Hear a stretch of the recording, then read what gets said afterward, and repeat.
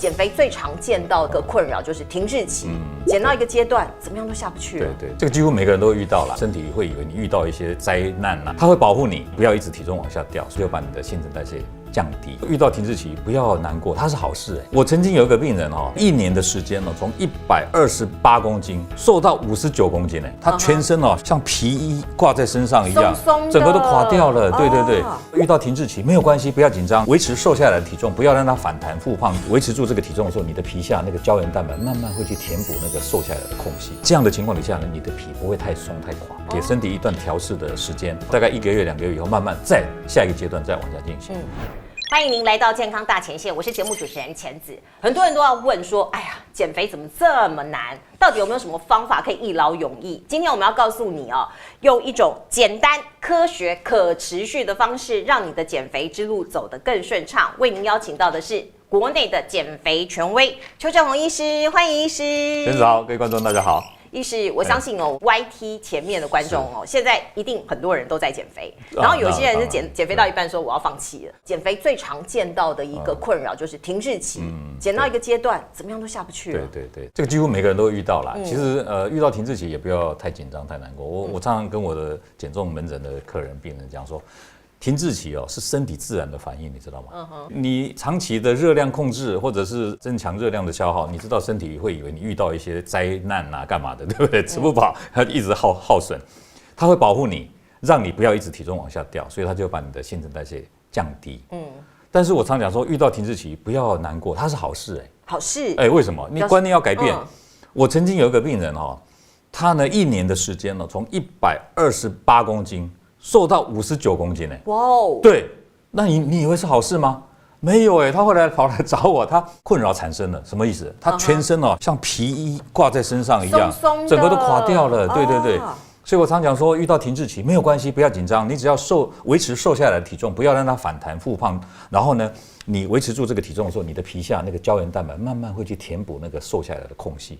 这样的情况底下呢，你的皮不会太松太垮。对，所以是好事。所以是身体告诉你说，我们现在要暂时按下 pause， 对，它再做一个修复。对，给身体一段调试的时间，大概1个月2个月以后，慢慢再下一个阶段再往下进行。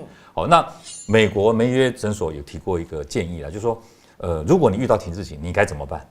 你要有4件事要反省一下。第一件事就是说，你是否放松了你控制体重的一些方法或者一些做法。比如说一开始想减肥的人都说我刚开始兴冲冲，对不对？大家约好一起来去跑步甚至还有人说我们要来比赛对不对？对，然后还有跑步机，看看自己每天跑多少步。我跟你讲，一开始兴冲冲，对不对？过了1个礼拜、1个月、半年，你慢慢就放松你的那个动力了。所以这个时候，如果你放松了以后，你看看你效果一定变差嘛，那你慢慢的就会看不到那明显体重的下降，这是第一件事。第二件事，你要想想看，是不是你饮食控制的部分还可以再加强一点。那这个部分我给大家的建议就是说，我们一般来讲，每个人一天消耗的热量大概都1800以上嘛，到2300、2400。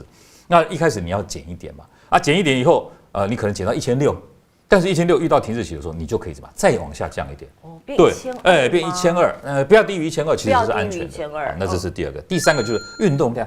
一开始兴冲冲，大家每个礼拜一直上健身房嘛，而且很认真。对，上健身房人很多人都加入会员嘛，对不对？那边有帅哥美女每天去，对，慢慢的1个礼拜变成3天，变成2天，变成1天。有时候都没去。对，然后就下雨，天气不好，太热都不想去。心情不好，太忙，都给自己很多借口。我常常讲说，有心会找到出口，没心就找到借口，是不是这样？所以这是第3个。3个都做到了以后，还有一个要诀，就是你从日常生活当中增加一点热量的消耗。例如什么，多站一站嘛，不要一直坐着嘛。你知道我们现代人不管是上班族，不管是其他的学生什么的，每天一上班就是坐着滑手机看电视聊天，都是坐在屁股酸痛了才起来动一下，对不对？错。如果你真的想减肥你应该反向操作，你知道吗？你应该没事尽量站着。对，站到累了才做一下。可以站就不要坐。对，可以站就不要坐。所以增加站的时间，其实可以促进燃脂酵素的活性，你会增加燃脂的效率。所以我看到在欧美有一些人是站着办公。对，现在还有办公桌是可以升降的，对不对？我跟你讲我自己就亲身实践是我在我的办公桌我是坐着看诊，对不对？但是我的办公桌前面有一个电脑的笔电的架子，你知道吗？等到那个客人离开以后，我就站起来打电脑，你知道吗？对啊，我今天来录影之前，我要看我们要讲的内容，我还站着这样一直在那边打电脑。所以其实我们录影也不应该摆椅子，对，我们应该要站着，对，这样才能对帮助减肥。答对，前子下次要求制作单位给你站着主持节目。制作人有听到哈，我们下次就要站着主持节目。好，有些人是成功瘦下来，他真的瘦了，可是他觉得怎么每天都无精打采、没精神，好像肉也松松的，肌肉量也掉了，怎么样减脂？对，不减肌。我跟你讲，这用错方法。用错方法。这个减肥哦，一定要记住了，热量当然要减少，但营养一定要均衡。很多人不是哦，很多人有一样东西专门不吃，热量的确是降了，但是瘦了以后疲倦，然后整个人那种无精打采的样子，那是错了，因为你营养不均衡。但是有的人反过来啊，只运动不饮食控制，你会发现也是瘦不太下去，对，效果不明显。一定要怎么样，在热量控制大概4个礼拜以后，当你新陈代谢开始要往下降低的时候，那时候才增加运动量，不要一开始哦就哇兴冲冲的跑去剧烈的运动。你知道有的大学生100多公斤在校园里跑步的，一开始就是剧烈运动，结果1个月下来以后腿啊痛到无法走路，因为它太重，然后呢那个重量每一步都是往脚跟压，结果造成足底筋膜炎。所以这个就是做错方法。那你刚刚提到说瘦下以后没精打采，就是一个营养不均衡嘛，第二个就是没有运动量，就是这2个原因造成。所以大家真的要用科学的方式来减重，这件事情很重要哦。我们有一些观众朋友是中高年龄层，对，或者是银发族，对，因为他们的小腹这边都是很大一圈，对。那内脏脂肪听说也是很难甩的，他们要怎么做？肚子很大哈，其实是对健康最不利的一个因素。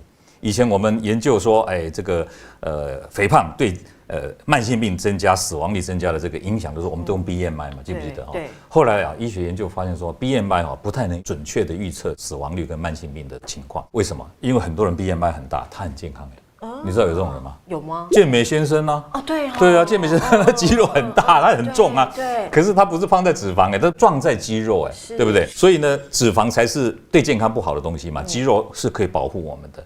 那怎么样来预测？就是腰围嘛，对不对？所以后来发现腰围是比较能准确预测一个人体脂高低、慢性病多少的这个预测指标。所以腰围越大，表示他的慢性病的几率越高，对，心血管风险越高，死亡率会越高，对，所以腰围是非常重要。即便你四肢瘦瘦的你肚子很大一圈哎呀，我跟你讲死亡率还是正常人的2-3倍。这种人很多那个叫泡芙型的身材嘛，手脚细细的，然后中网型的肥胖。好，那肚子大到底该怎么减？你要看问题在哪里啊？如果他问题是在皮下脂肪，你说要让他一下子皮下脂肪减少是可以的，不过那是医美的手法。我们先不谈这个，我们讲健康的话，应该是努力减重。但是努力减重以后呢，脂肪会降低，体脂也会下降，对不对？但是不一定会瘦到你要瘦的目标去，所以还有加上2件事。第一件事就是锻炼腹肌，做运动。对，做运动。为什么？因为锻炼腹肌的话，这边有运动的时候，它张力比较强，对于这个腹内的内脏脂肪有点加压的效果。那刚好我们的细胞有一个原理叫接触性抑制，就是当细胞跟细胞接触得很紧密的时候，它比较不会膨胀。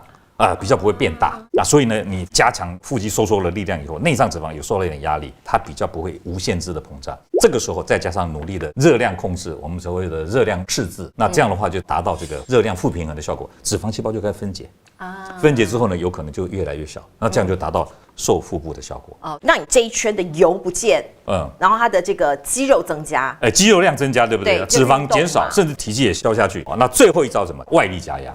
外力加压就是所谓束缚什么的。女生生产过后都会穿那个束缚，对不对？那个有效。那个对于负压的增加，让那个扩张的子宫能够压回去，会有一点点帮助。对。但是如果说你都照吃照喝不运动，就光一个腹部加压，你说能达到很大的效果吗？未必吧。一定是同时进行热量控制，让身体的细胞有机会去燃烧脂肪的时候，在一个外力加压，加强这个地方的抑制，这个时候3管齐下，你才有可能消到这个腹部跟内脏脂肪。用对方法才有效果。今天真的是学到很多。不过也有人问说，减肥真的一定要挨饿吗？有哪些东西是可以吃的？我们常常听到超级食物，这些是什么东西？好，你说减肥一定可以大吃大喝吗？大吃大喝也能瘦吗？我觉得这有点相远了，就是好像要讨好一般的民众才跟你讲说，照吃照喝这样能瘦。其实一个东西吃了以后，如果能让你越吃越瘦，这个是什么东西啊？毒药。对，这不是食物这是毒物对，怎么可能越吃越瘦？对，因为食物让你吃就是要让你活命要给你热量所以大家一定要正确的认知，这第一个。那所谓的超级食物，它之所以能够告诉你说，吃了以后好像会让你变瘦，我跟你讲，其实是一个替代饮食的观念。什么意思呢？就是你平常吃错了嘛，你都吃高热量的、低纤维的东西。那你现在呢，把这个高热低纤的东西换成什么？低热高纤的食物，比如说你吃白米饭、白面条。那你现在把它换成什么？五谷饭嘛，杂粮面包，全麦对，一样的热量进来的时候，膳食纤维是不是增加了？对，膳食纤维增加以后，这个帮助你啊排除这个我们讲内脏的这边的东西啊，减少这个脂肪的吸收。这样的话，它对于减肥是有效果。你要讲超级食物，应该这些食物才叫超级食物，对不对？对，有一些医师会告诉我们说，你要吃原型食物，不是圆圆的圆。我知道，原型食物，不要加工食品。对，不要加工食品，这也是吗？包括绿色的蔬菜啦。种子类的，像是坚果类，这是可以放心大胆的吃吗？我这样讲哈，原型食物的概念应该是比较是健康的概念。原型食物如果热量高，难道你就可以放心大胆吃吗？对啊，坚果我就不知道可不可以放心大胆吃。坚果当然很好，一般营养专家都会说，哎呀，你在餐外如果真的肚子饿，你吃一点坚果啊，有点饱腹感，而且也健康。但是有一次我去中国大陆演讲，你知道吗？我就讲减肥，很久以前那时候很多听众在下面，让大家很专心听。讲完以后，坐在前排有一个中年妇女，她举手发问，她说：“邱医生，我问你，这个我为什么吃很少，我还是一样胖啊？到底怎么减才能成功减肥？”我就想说，你3餐吃的不多，那你餐外有没有吃什么？她就想一想，没有啊，没吃什么。那我就疑惑了，对不对？突然间她讲，坚果能不能吃啊？我说啊，你3餐以外再吃坚果？她说对啊，我每次3餐以外，我都一把一把的坚果吃。我说 bingo， 对。以为很健康就大量吃，完了不行。对，这反而是导致你肥胖的一个主因。再怎么健康，再怎么优质的食物，大量吃会不会胖？还是会胖哦。所以我们常讲说，饮食均衡，热量减少，那食物就是适可而止。坚果的话，可能就吃个几颗。对，是个一小把，然后就是搭配其他的饮食，不要好像说因为坚果健康我这一餐全部吃坚果，这个也是不对的。对，我们谈到很多营养师或是医师告诉我们说，如果你要减肥，你要少吃淀粉那刚刚有提到说，那就吃全麦的啦，或者是糙米啊这样子啊。可是有一些人会很担心，尤其是银发族，他说这样会不会引发就是这个健康营养不均衡？我最近有看到一本书，是他居然很夸张的说，60岁以上不要吃淀粉。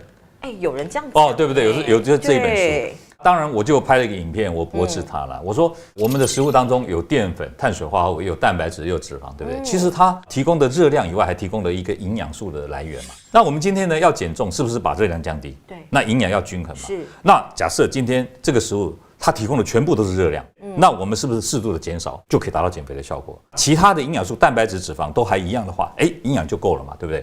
所以你要知道如果长辈们或者是说减肥的朋友们，你们要减重的时候呢，你要记住你就用哈佛餐盘的原理。哈佛餐盘的原理就是把一个餐盘划成4等份。是。以前我们的营养分布大概都是碳水化合物，米饭面食占50%了，蛋白质、脂肪其他的大概1/2，你就把这个碳水变成1/4。哈佛餐盘的4分格里面1格当做碳水化合物，就从50%降到25%。那其他就是蔬菜、水果，然后蛋白质、脂肪类的东西加在一起，这样就可以达到减重的效果。降低就对。至于3餐到底要怎么分配，以前不是有一个说法说什么早餐要像皇帝，中餐要像平民，晚餐要像乞丐，对不对？其实这个吃法只适合银发族、退休的人士。为什么？因为银发族退休人士他没有上班的需要，没代志嘛，他假扮爱困有的去斗休困，难道要给对吧？可是呢，忙碌的上班族跟求学的学生族，早餐叫他吃那么多，我跟你讲，到了办公室昏昏沉沉，开会有没有打瞌睡，上课在那边度咕，对不对？然后就把他叫起来罚站。所以不要。如果是上班族跟学生族，大概就是早餐、午餐、晚餐是1:2:2才是最适合的。倒过来。所以早餐其实也没什么胃口，你吃的少一点。对，而且赶着上班，你还叫他吃那么多，吃到迟到，你觉得这样合理吗？对不对？妈妈还会说，讲要再去上学。家就说没腰的后学习效率反而更高。原来是这样。那另外大家常听到一些减肥的方式，像生酮饮食，还有所谓的间歇性断食，这很流行很流行，对。这个到底有没有效？这个有效，而且这个有科学根据。对，这不是乱讲的，这是很多医学文献。像我看很多期刊的一些文章就知道说这个不是乱七八糟的偏方不是生酮饮食就是利用食物当中的碳水化合物极端的减少不管是蛋白质增加或者脂肪增加，就是要让你身上没有碳水化合物。那没有碳水化合物的时候，你身上的脂肪就会去燃烧来供应你身体的热量。这个产生的酮体啊，对健康是有帮助的，甚至啊那个什么儿童的癫痫啊，还有一些癌症的治疗，都有人采用这种方式。不过我觉得，如果真的有病，当然不是建议说用这个来治病的哈但是这个做法其实是有科学根据的。对，那间歇断食也是一样，一开始是从哪边来，你知道吗？从回教徒的斋戒月来。因为他们斋戒月不能吃东西，日落之后才可以。对，斋戒月的时候，太阳一出来了，马上禁食。那他们更严格，他们连水都不能喝。我是觉得水都不能喝，比较不合了哈。但我们可以模仿它一点好处，就是说这个间歇断食其实是帮助燃脂一个很好的方式。人家研究回教徒1个月的斋戒月之后，测量一下他的血压、体重跟体脂肪，发现1个月之后血压下降体脂肪减少，腰围也降低变更健康对，变更健康，寿命还延长所以可以稍微模仿一下啦。如果真的你有肥胖的问题，你又不想吃药减肥，你可以用间歇断食。那有没有哪一种人，比如说他慢性病或者怎样，他不能用这个方式？好，间歇断食基本上来讲，对于糖尿病病人，尤其是第2型糖尿病，在使用这个降血糖药物的时候，要特别小心为什么？因为间歇断食它是让你中间一大段时间不能吃的时候，如果你刚好又服用了降血糖的药物的时候，是不是血糖降低？那昏倒。昏倒。你知道我去打高尔夫球，我们有一个球友，他就是糖尿病患者。是。他每次早上去打，就到了球场，我们开始打球，中午没吃嘛，因为在打球的过程当中，他打到后半场，他都跟我说他没有力了。因为他早上吃了降血糖药，对，血糖降低以后全身乏力手脚发软，然后他就替自己打不好找借口。原来是这样。对，不过真的有糖尿病就要小心，真的会这样，真的要小心哈。好，那这个有胖的人，通常他的胆固醇都会比较高，对。那可以靠饮食，如果他不吃药的话，可以靠饮食或是生活的调整来改善吗？你讲的对了，其实我们在照顾有高血脂或胆固醇的病人，也会这样讲就是说你不要一开始就吃降胆固醇的药嘛，你应该先减重、饮食控制、生活形态的调整。半年之后，如果体重、血脂肪、胆固醇真的还降不下去，这个时候才考虑用药物治疗。高胆固醇的人分2种人，一种是肥胖的人，对；一种是体重正常的人，也有可能高胆固醇为什么？因为他胆固醇的代谢的问题对所以如果肥胖的人没有话说嘛，一定先减肥，半年以后体重有降，通常胆固醇会恢复一点，降低一点。但是另外一种人，像我一个小学同学，他就是瘦瘦的，居然高胆固醇那就是他胆固醇代谢有问题。胆固醇怎么代谢你知道吗？胆固醇主要的代谢途径是从肝脏合成胆汁进到消化道排出去，但是排出去之后到消化道的末端又会被吸回来嘛。它就是这个制造的过程当中出了问题，导致没有像正常人排那么多胆固醇到消化道。是，那这个怎么治疗？很简单，不靠药物，对不对？增加饮食当中的膳食纤维就可以了。所以为什么有人说他吃了燕麦以后，他的胆固醇有下降？为什么？因为燕麦就是高膳食纤维的食物。膳食纤维到了肠道当中，会把那个胆固醇抓住，不要让小肠末端再被吸回去，就从粪便当中排除。所以就借由这个方式来让血中胆固醇慢慢往下掉。这就是不靠吃药就可以。对。增加膳食纤维就可以了。是，那膳食纤维有哪些食物？你刚刚讲燕麦嘛？燕麦那很简单嘛，就是这个什么奇亚籽亚麻籽种之类的，再加上深绿色的蔬菜多吃一点。这个高纤水果就是苹果番茄芭乐这些东西多吃，把它当成你主要的水果来源，这就是达得到这样的效果。大家都要记住好，坊间蛮流行吃减肥药，或者是打那个瘦针，这个到底能不能做啊？好，我问一个简单的问题：肥胖是不是病？我觉得是对嘛？如果对于某些过重的人来说，肥胖是病治病能不能用药？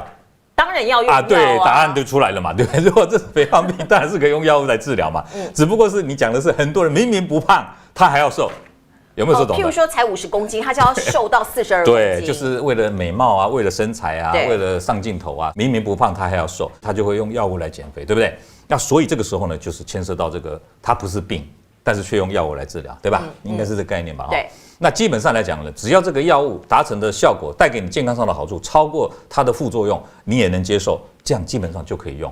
药物一定不要来路不明，不要假货到修博，专业医师开的，要有医师来帮你开，那营养师来指导你的饮食，这样的话其实是可以用的。所以其实没有这么洪水猛兽啦。对啦，不要讲到说减肥绝对不能吃减肥药。我去上节目，有的人说不可以吃减肥药减肥，为什么不能吃减肥药减肥？你是因为来路不明，你是网络上买的，那么都是毒药对不对？江湖对，这种当然不可以嘛。对。像专业医师帮您开的药，这个是可以 OK， 绝对没问题。像我的减肥门诊，你知道我比病人还要关注他的健康，我还跟他讲说，你来减重之前要验血，了解一下你的肝肾功能是不是都很好。减重2个月要再验一次，病人说为什么我2个月要再验一次？我说我比你还关心你的健康，你为了减肥健康出了问题是我要负责的，没错。可是你到网络上乱买朋友假货盗修博，他会在乎这个问题吗？不会嘛，所以差别在这里。好，医师要你刚刚特别提到运动嘛，那很多人就是开始超慢跑啊，对。那你有提出来说超慢走，这有什么不一样？一个是跑，一个是走，对不对？对，都超慢嘛。